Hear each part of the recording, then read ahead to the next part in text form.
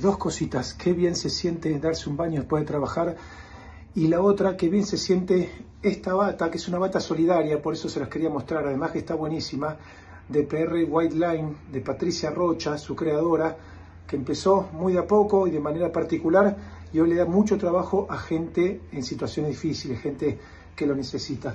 Por eso decidí hacer esta historia y mostrársela, que está buenísima, y agradecerle a Patricia Rocha por el trabajo que hace.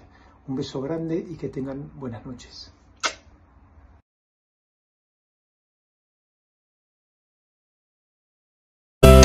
María Isabel García es una mujer transexual de la ciudad de Federación, vecina de nosotros. Y este es su testimonio de vida, clave para entender una realidad, clave también para entenderla a ella. Vamos a escucharla. Estamos con María Isabel García para que nos dé su testimonio de la realidad que vive hoy y las realidades que transitó de este tiempo hacia atrás. María Isabel, te escuchamos. Hola, buenos días. Soy María Isabel García. Mi vida comenzó a los 5 años. Bueno, mi vida, mi niñez, digamos, empezó a los 5 años cuando yo empecé a darme cuenta de mi cuerpo.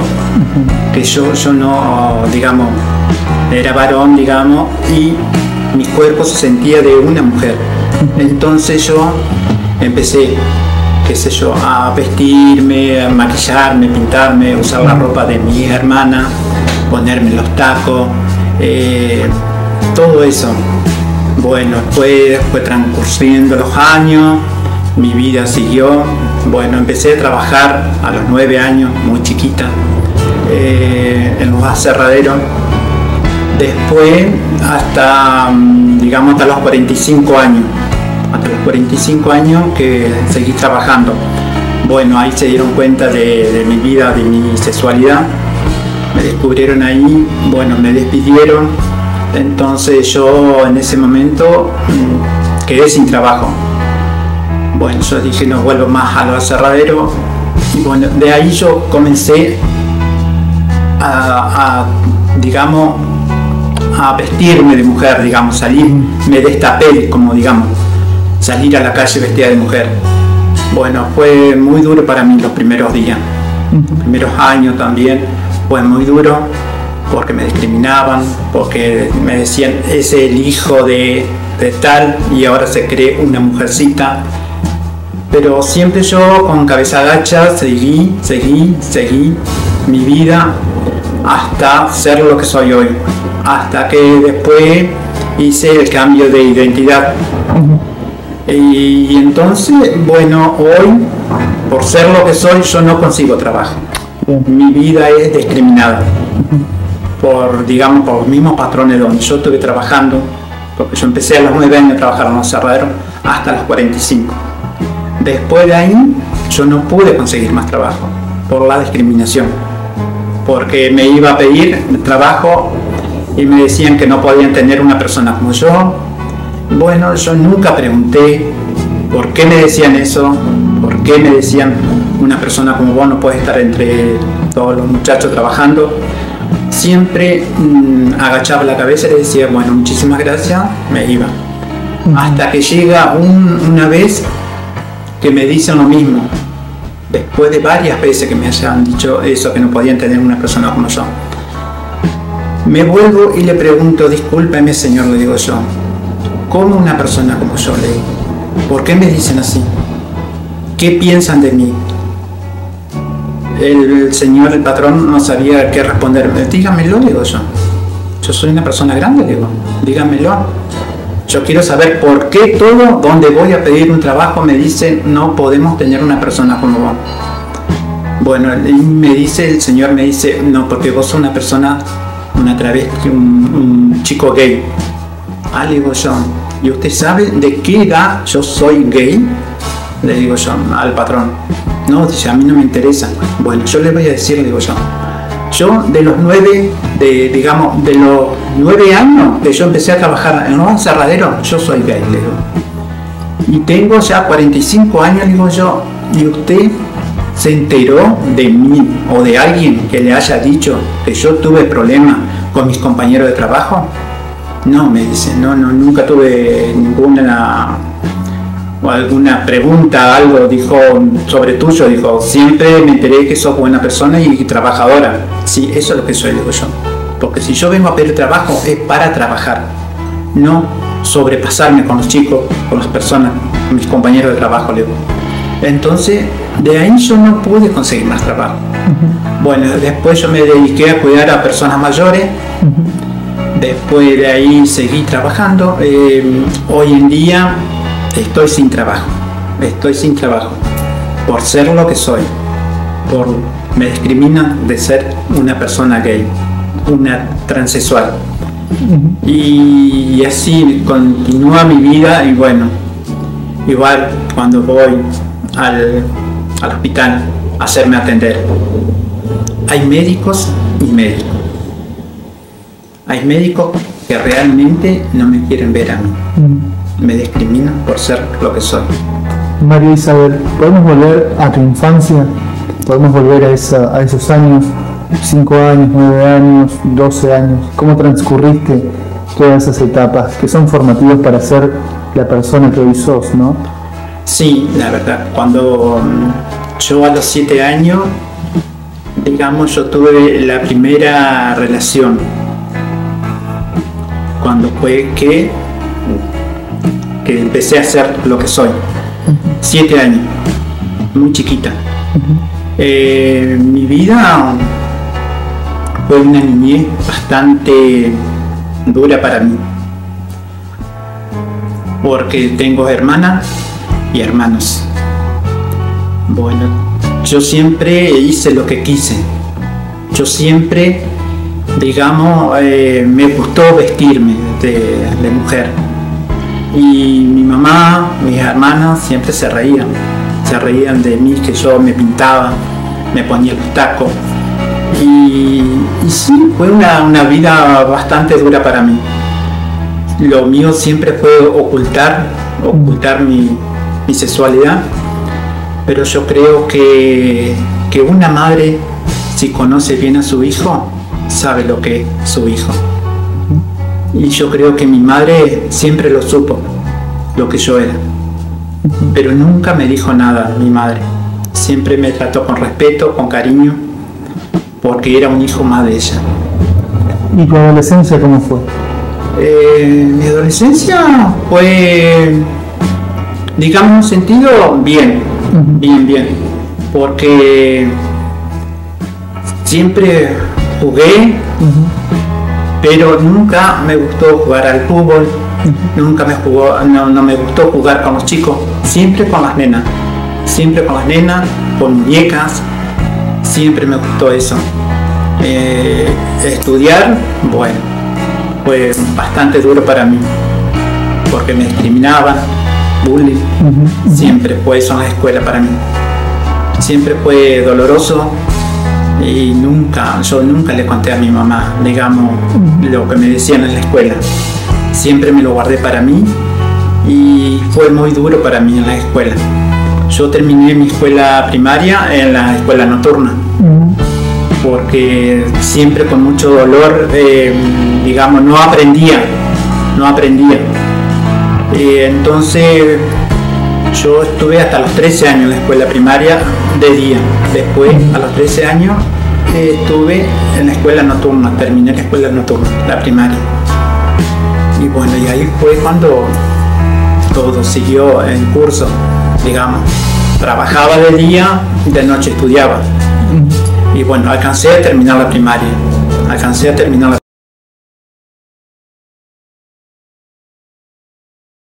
Sixto Leiva está nuevamente en Enfoques, pero esta vez para hablar sobre la problemática que se está presentando en Federación desde lo institucional, la salud mental. ¿Cómo se te han presentado los pacientes cuando tuviste que cubrir emergencias y guardia en el Hospital San José, donde vos te desenvolves? Bien, buenas tardes a todas las personas que están del otro lado. Por lo general, cuando llegan ya las personas a la consulta en guardia con problemas de salud mental, ya llegan en un estado de crisis, donde muchas veces se tiene que, digamos, llegar a la medicalización justamente para tapar síntomas. Y yo creo que si hablamos de salud mental, tenemos que ver cuáles son las causantes que producen, digamos, desequilibrios en salud mental. Nuestras emociones, nuestro entorno, y cuáles son las herramientas que cada persona tiene para llevar adelante y resolver esos conflictos. Y justamente no tener que caer en la medicalización. Creo que, como lo digo siempre, que bueno, el médico, la médica tiene que ser una persona que además tiene que comunicarlo. Y comunicarlo, yo creo que hay herramientas fundamentales, que la primera es la escucha.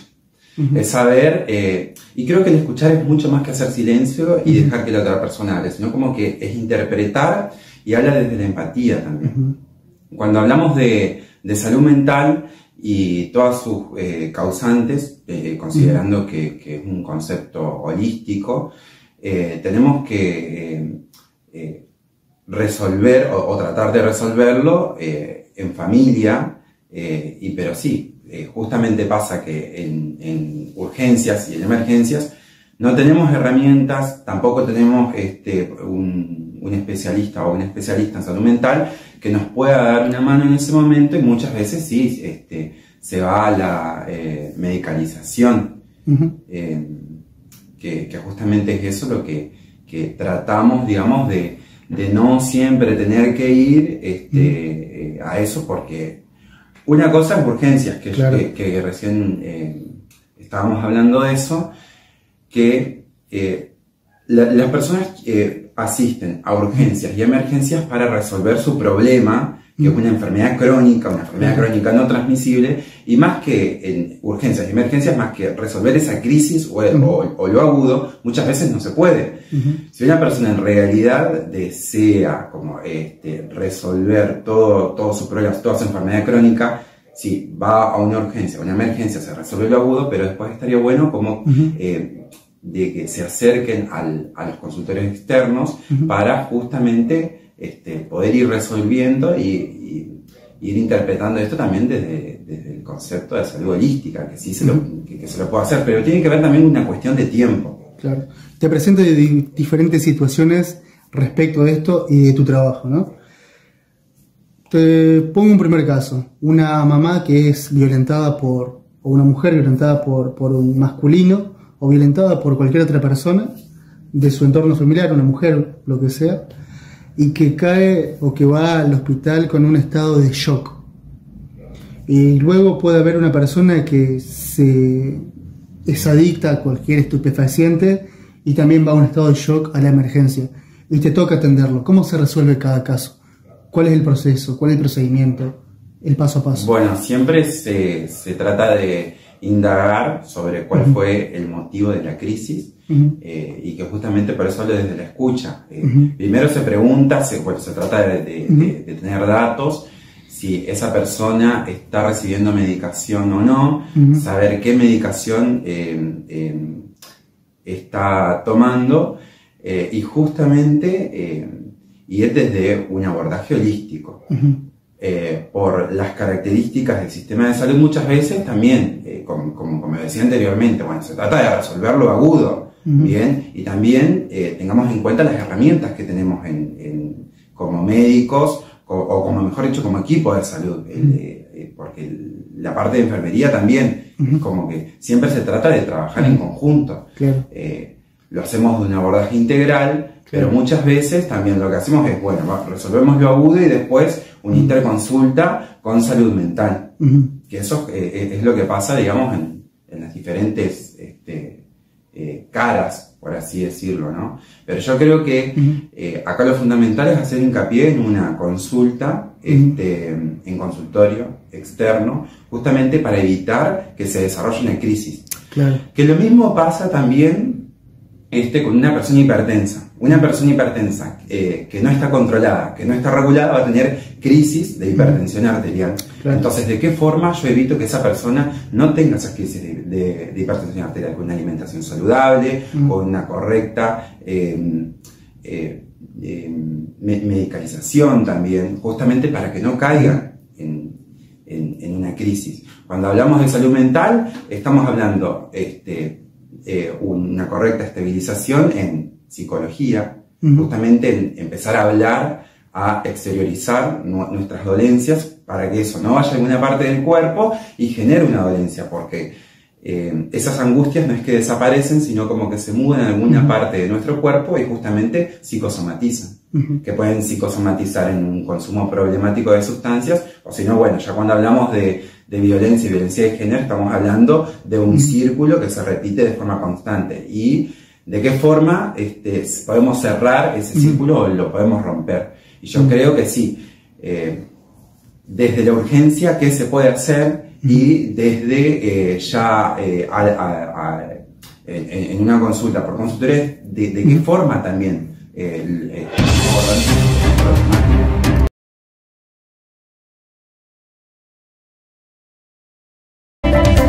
Gisela Basilio es una vecina también de Federación, oriunda de la provincia de Santa Fe, que hace un año prácticamente vive en esta ciudad. Ella también se suma a este colectivo. Ella también pone su voz al servicio de nuestra comunidad para hacer las reflexiones y las críticas necesarias para crecer como comunidad. Sigamos escuchando. Estamos con Gisela Basilio también, que forma parte de esta comunidad que se está haciendo en Federación, de a poco se va construyendo, y queremos hablar de ella también para hacer un repaso de lo que decía Silvina y cuáles son tus concepciones personales respecto de ellas.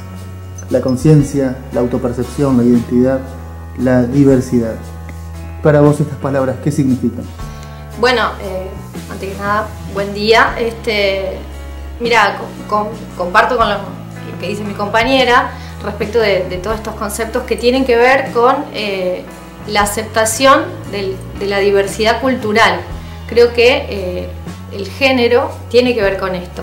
Nos han hecho creer que el género tenía que ver con la cuestión biológica. Venimos de un paradigma que está cambiando, que intenta romper con esto que trajo mucho la religión, ¿no? En sentido de la heteronorma, que todo lo que va por fuera hay que abolirlo. Pero aparte que eso responde también a un modelo económico. Entonces, la idea es esta batalla cultural. Yo creo que tiene que ver con nuestra lucha de las aceptaciones de todas las igualdades de las personas. Bueno, más que nada eso es un poco, ¿no? Lo que yo defino con esas palabras, me parece que tiene que ver con una construcción cultural que tiene que poder aceptar las diversidades de identidad de cada uno. ¿Qué es esto que estás mencionando, que son 3 puntos importantes? Por un lado la religión, sí. Por el otro lado la heteronorma y por el otro lado las construcciones sociales y culturales. ¿Podés también hacer un recuento de esto? ¿Podés profundizar y canalizar estos conceptos? Como para ir un poco más atrás en la historia, desde los comienzos de la historia, sobre todo en nuestra América Latina, hemos sido conquistados por los europeos con el sentido de la religiosidad cristiana católica. Esa religiosidad impone normas muy fuertes que hasta el día de hoy subsisten, que es la heteronorma. Entonces el varón tiene que ser, o el hombre tiene que ser varón y la mujer, bueno, tiene que ser femenina. Y junto con eso, toda una cantidad de prototipos que responden a lo que es ser varón y a lo que es ser mujer. Entonces creo que el trabajo que se viene haciendo en estas generaciones es visibilizar que no todo el mundo se identifica con eso, que existen otras realidades, que eso no es algo natural, sino que está impuesto por un discurso muy fuerte que lo traemos de muchos años de historia. Eso además viene a sentarse en bases muy políticas como es el capitalismo. El capitalismo aprovecha esto, ¿no? Estas cuestiones heteronormativas para llevar adelante su modelo de producción. Entonces, los grandes capitalistas cumplen con todas estas heteronormas. Los que están por fuera se quedan por fuera, y no solo de lo que es la identidad sexual, sino, como decíamos hoy, por fuera del sistema médico. O sea, las chicas del colectivo trans, me refiero a ellas sobre todo porque estamos hablando en relación al Día del Orgullo. ¿Por qué tienen esta poca esperanza de vida. No solamente porque no tienen acceso al trabajo, sino porque al no haber un reconocimiento por parte del sistema médico de ser reconocidas por como dicen que son, no pueden ser atendidas y a veces eligen ni siquiera acercarse al sistema médico para no ser discriminadas. Desde ese lugar, desde el vamos, ya en la sala de espera el doctor la llama por el nombre con el que fueron nombradas antes. Eso es de una violencia institucional enorme. A eso es a lo que apuntamos. ¿Y por qué nosotras estamos hablando siendo heterosexuales? Porque creo que esto es una obligación ética que tenemos como sociedad y moral también. Utilizo la palabra moral porque siempre está como puesta al frente de todo. Durante mucho tiempo se tuvo esta palabra como referente a todo lo que sí debe ser y a lo que no debe ser, y la moral es una construcción individual también.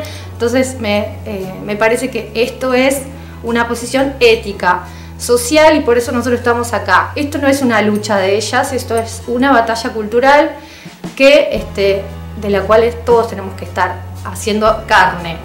Entonces, desde ese lugar, me vuelvo un poco, digo, ¿por qué servía para el sistema capitalista? Para algunos queda, y para los que están por fuera quedan segregados. Desde ese lugar, todas las diversidades, además se suma la cuestión racial,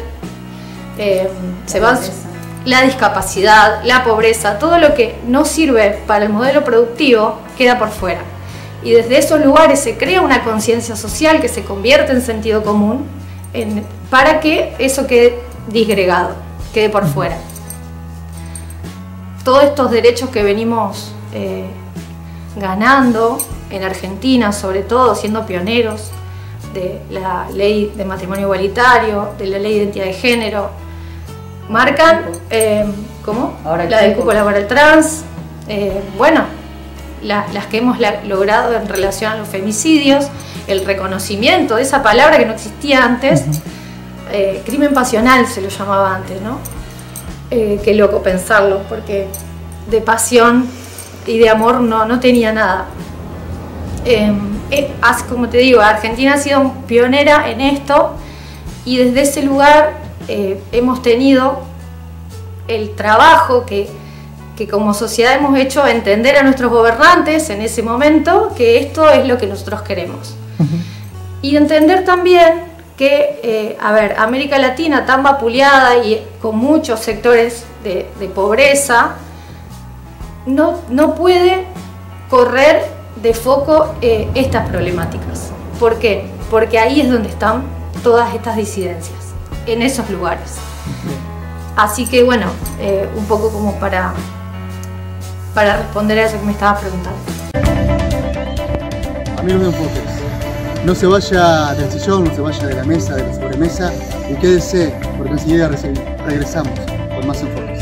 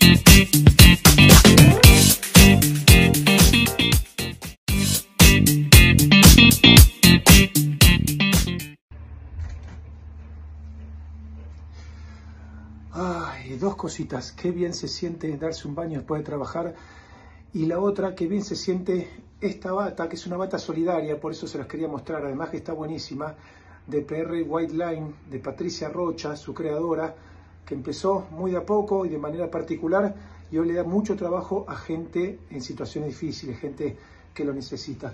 Por eso decidí hacer esta historia y mostrársela, que está buenísima, y agradecerle a Patricia Rocha por el trabajo que hace.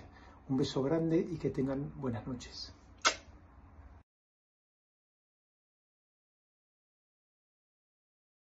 Es lo integral, lo holístico, hablamos también de las cuestiones de personas que se presentan a la emergencia acá del hospital o de donde vos trabajás, con una crisis, con un shock emocional. Ahora vayamos a otro punto. Las personas cuando tienen un shock, o muchas personas acuden a lo que es a la iglesia evangélica, al pastor, al cura, que también son personas que escuchan. El médico escucha también. ¿Cuál es el rol de la religión? ¿Es importante, es menos importante que la medicina? Bien, como hablábamos anteriormente de lo que es la salud integral, la espiritualidad también tiene una importancia en cuanto a nuestra salud. Hay que destacar el rol de las religiones, digamos, porque llega a lugares donde el Estado no está presente, el consumo problemático o lo que es la salud mental. Y creo que si bien muchas veces podemos decir sí, a qué precio lo hacen diferentes situaciones, pero está presente. Claro. En consumo problemático no hay, o hay pocas políticas, que lo mismo pasa con salud mental, pero sí. Y cuando hablamos de resolver una problemática, también tiene que estar resuelta desde su integralidad. Claro, claro, está bueno lo que estás planteando. ¿El pastor en cierto sector de la sociedad reemplaza de alguna manera al psicólogo, ya que para una familia de trabajo pagar una consulta se le hace cuesta arriba?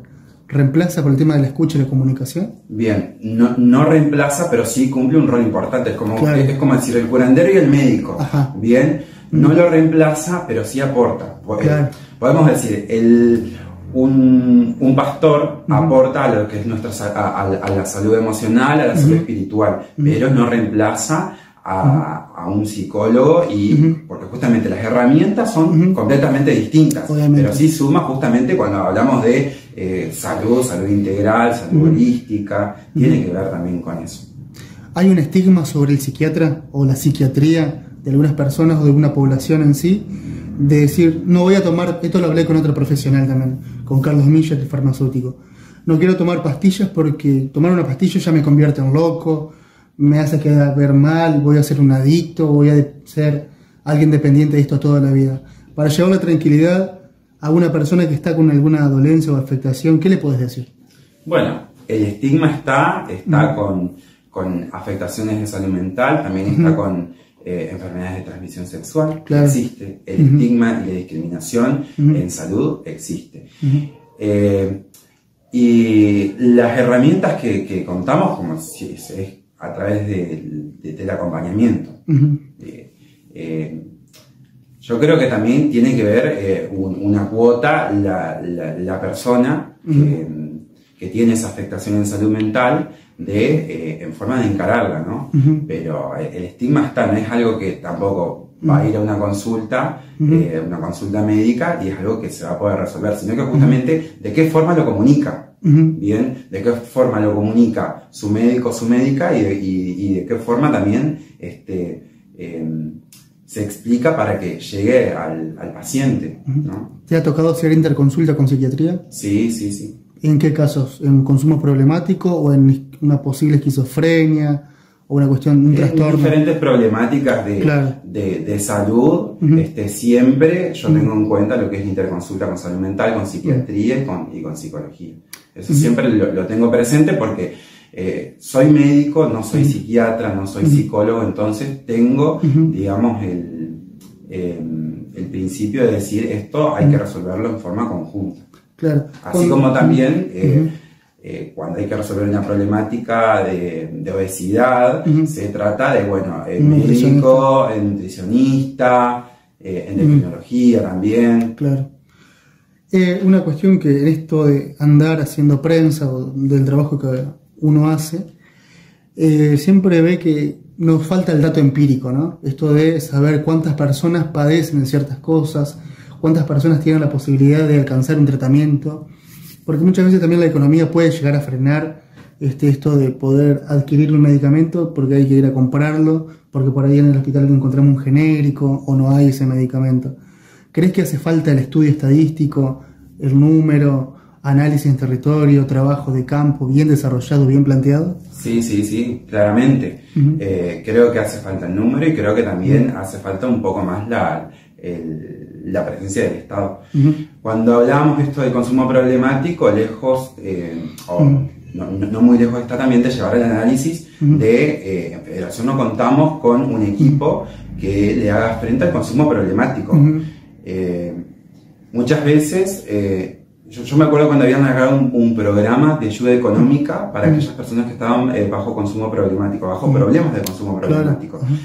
Y creo que también acá tenemos que analizar que, bueno, que hacer un tratamiento lleva una inversión económica. Claro. Personas, pongamos en contexto justamente esto, personas de federación que están bajo problemáticas de consumo problemático que se tienen que ir a la ciudad de Chajarí, que es la ciudad más cercana, que sí cuenta con un centro de rehabilitación, lleva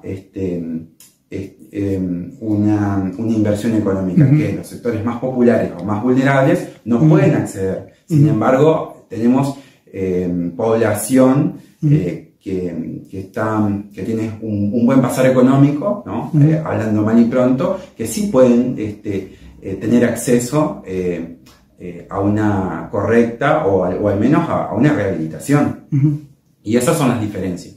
Bueno. Creo que es importante también tenerlo en cuenta. Sixto, gracias por tu aporte. No, muchas gracias. Gisela Basilio también opina respecto del cuerpo. Opina también de lo que son los privilegios de clase, si se quiere, en muchas mujeres heterosexuales, en muchas personas heterosexuales. Se habla de heteronorma también, un concepto que hay que traer a colación y hay que empezar, como dicen ellas, de construir. Sigamos escuchando. Te escuchaba y pensaba en el modelo de explotación capitalista, ¿no? ¿Por qué siempre en nuestro sistema, en este paradigma que vivimos, que transitamos y que nos penetra a nosotros, siempre se expulsa lo distinto? Todo aquello que no es productivo para el sistema se lo saca.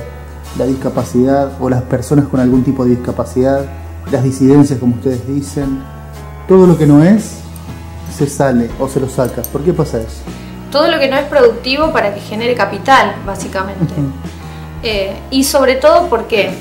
Porque en este último tiempo vemos mucho el reclamo de las libertades individuales. Hay que ver desde qué lugar vienen esos reclamos, qué son las libertades individuales. Si nos ponemos a pensar en estas personas que están disgregadas, una libertad individual podría ser acceder a un derecho a la salud, a un derecho a la educación, a un derecho... Y me parece que los sectores que reclaman, sobre todo en los medios muy hegemónicos, el derecho a la libertad, van por otro lado, y que creo que tiene que ver con esto que te decía, con la liberación económica del mercado, que no responde más que a eso. ¿Cuál es la idea de importancia del Estado en este sentido, ¿no? Porque es el responsable y el garante de que se cumplan y de que lleguen a cada una de las personas los derechos que tienen todos y todas. Entonces, justamente por eso, estas disidencias, esta gente que queda por fuera, es la que no produce dinero. Y en un sistema como este, el que no produce dinero genera un gasto. Y es desde ese lugar donde se trabaja a través de un discurso inconsciente para dejarlo por fuera. ¿Qué es el cuerpo?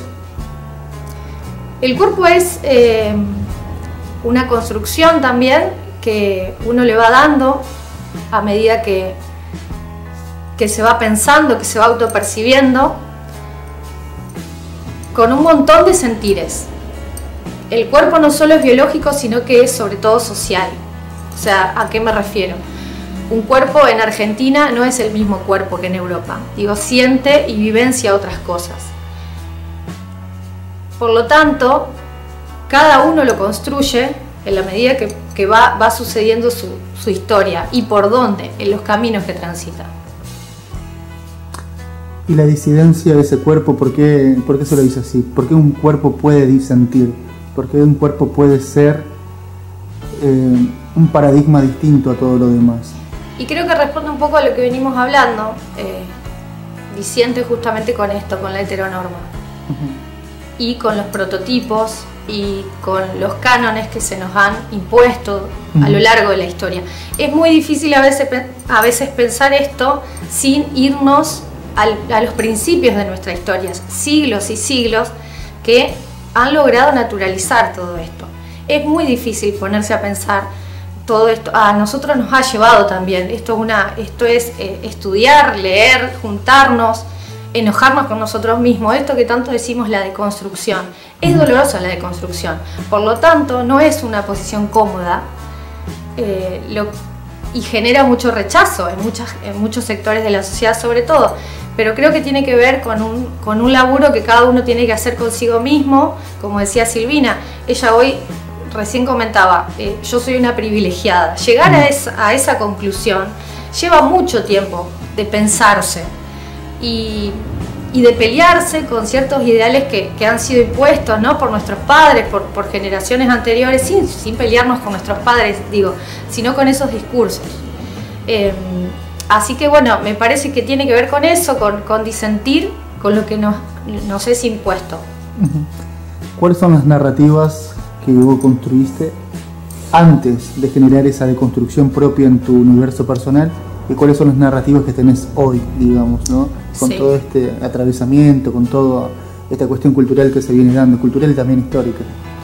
Y bueno, yo comparto un poco mi historia con Silvina. Yo soy una mujer nacida en una clase media, con un papá varón y una mamá mujer, con hermanos, un papá que trabajaba en el Estado, de policía, o sea, tengo una crianza muy conservadora, y a mí lo que me hizo romper con todo eso, hacerme preguntas, que por qué esto era así, por qué yo estaba ubicada en ciertos lugares, fue encontrarme con el tránsito universitario y con el territorio.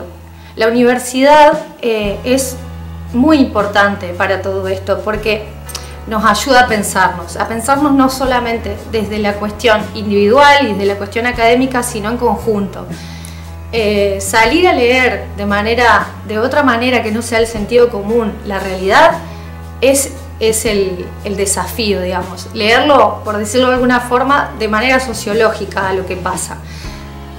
Estamos, como para volver un poco a lo que te decía hoy, inmersos en un individualismo tremendo que nos invita a no pensar en el otro. Entonces, esta intención es la que tenemos que tratar de recuperar todo el tiempo, de ser con los otros, que tiene que ver un poco con lo que vos me decías, con lo que hablamos hoy del cuerpo. El cuerpo es en la medida que existen los otros. Si no hay alguien que pueda decir que vos sos vos no sos nadie. Claro. Así que, como todos seres sociales, nuestro trabajo es ese, involucrarnos. Y mi formación fue, para eso fue fundamental. Fue muy doloroso porque fueron años de terapia, de tener que dejar ciertas amistades, de tener que disentir mucho con mi familia, pero yo sabía que ese era el camino. Todo lo que resiste mucho es porque está muy duro. Entonces digo, por ahí no hay que ir. Siempre hay que hacerse preguntas. Cuando yo estoy muy segura de algo, ya empiezo a dudar. Y entonces yo creo que eso hizo que vayamos conociendo personas que más o menos nos preguntábamos lo mismo. Hoy ya no es tan distinto, porque encontramos estos espacios como el que formamos nosotras, que es la red feminista, y lo que intentamos justamente es eso, abrir, generar una apertura y una bienvenida a cualquiera que se pueda acercar para pensarnos entre todos y todas. Queridos amigos, nuevamente vamos a una pausa comercial y enseguida vamos a retornar con muchísimo más de enfoques para que usted y los suyos compartan la emisión de hoy y puedan pensar durante la semana.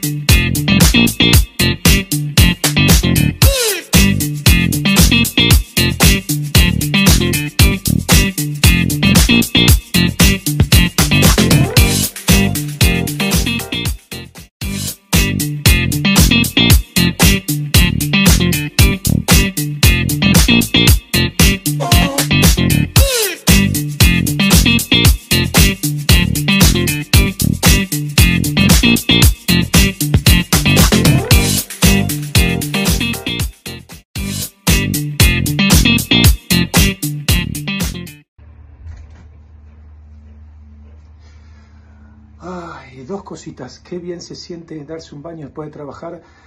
Y la otra, qué bien se siente esta bata, que es una bata solidaria, por eso se las quería mostrar. Además que está buenísima, de PR White Line, de Patricia Rocha, su creadora, que empezó muy de a poco y de manera particular, y hoy le da mucho trabajo a gente en situaciones difíciles, gente que lo necesita. Por eso decidí hacer esta historia y mostrársela, que está buenísima, y agradecerle a Patricia Rocha por el trabajo que hace. Un beso grande y que tengan buenas noches.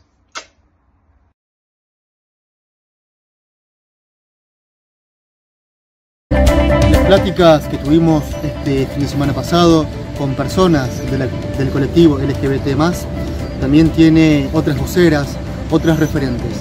Una de ellas es Silvina García. Y ella decía lo siguiente respecto de temas como la diversidad, el Estado, la sociedad y otras cuestiones también profundas y de fondo. Vamos a escucharla también a ella. En cuanto a lo social, a lo cultural que estabas mencionando recién, ¿cómo ves que se van empezando a colocar estas cuestiones que estás mencionando? La diversidad, por ejemplo, la autopercepción, el cuerpo también, el cuerpo humano, la corporalidad disidente y demás. Bueno, yo en este punto creo que, por un lado, es cierto, lo hemos hablado en una nota que hicimos hace poquito, que han cambiado las cosas en el último tiempo. Yo no puedo decir que no estamos mejor que hace, capaz, 5, 10 años atrás, pero no nos podemos conformar con eso, porque sabemos que todavía la expectativa de vida de, por ejemplo, las chicas del colectivo trans es menor a la media. Por ejemplo, sabemos que el acceso al mundo del trabajo es menor. Tenemos las estadísticas, digamos, eso es concreto y lo vemos en la realidad. Entonces, no nos podemos conformar con que estamos mejor, ¿sí? Tenemos que seguir trabajando por un sentido de igualdad que se pueda vivir en lo cotidiano, ¿sí? No es suficiente que ya no parezca tan raro que una chica trans esté caminando por la calle. No nos vamos a quedar con eso, porque eso no quiere decir que las personas sienten que esos sujetos son iguales. Claro. Entonces tenemos que seguir trabajando. ¿Qué es la igualdad para vos, Silvina?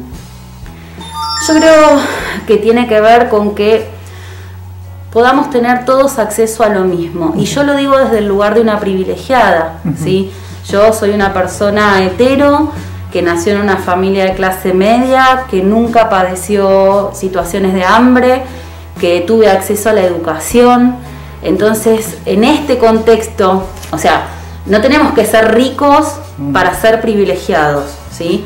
Nosotros tuvimos un acceso que otros no tienen. Entonces, desde nuestro rol es desde donde nosotros tenemos que luchar por la igualdad del otro sujeto que no tuvo esa posibilidad. Si vos me preguntás qué es igualdad, igualdad es primero que valgamos todos lo mismo, obviamente que no puesto en términos de valor económico, ¿no? Sino en términos de valores humanos.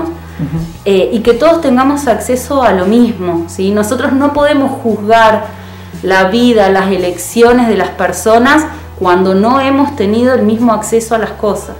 Perfecto. Y esa accesibilidad puede ser también a la justicia, accesibilidad al respeto que se tiene que dar en las instituciones. Se sabe que muchas mujeres transexuales son maltratadas en las jefaturas de policías, en las comisarías. Sabemos también de lo que se llama, entre comillas, el regenteo policial sobre estas mujeres que ejercen la prostitución, y también eso hay que ponerlo en vigencia. Bueno, perdóname, acá hay dos puntos importantes. Primero, algunas mujeres trans ejercen la prostitución justamente porque no tienen acceso al mundo del trabajo. Claro.